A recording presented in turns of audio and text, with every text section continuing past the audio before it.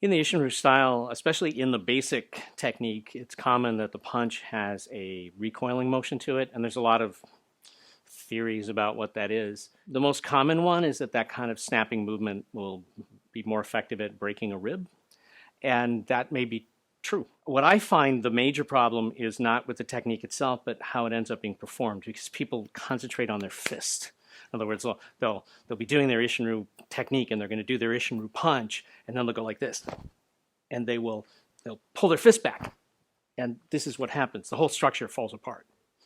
So what I find it's really useful to do is to think about it differently, and to me it results in a better technique. It's more effective if your idea is that it's going to break ribs, but it starts to have some additional applications.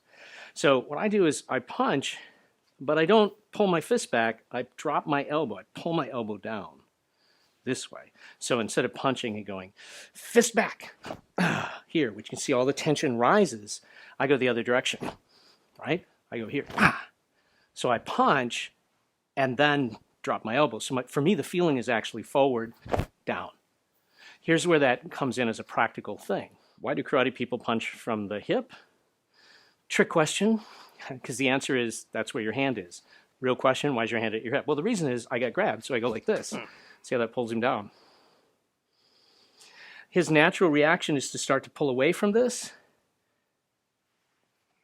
That's where the punch goes. The punch will track right through here as he starts to pull away, and then that drop in the end kind of locks him back in again. Maybe this is a two-hand grab, and I come here, but I've got a little more of him to attack. When I come and I punch, I'm actually crossing to the other side of his body.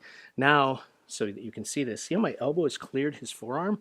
That means when I drop my elbow, that's all, just that little drop gives me control.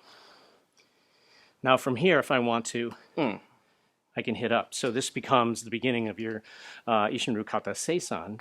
You come out like this, you go 1, 2. So that little motion in Isshinryu, we all learned, if you think of it not in your fist, but here at your elbow, and just think of dropping your elbow, compressing towards hara, towards your center, it's a much more powerful technique, and in my opinion, a lot more useful. I'm Chris Thomas. These are some reflections from the master class. Thanks for watching, and now go train.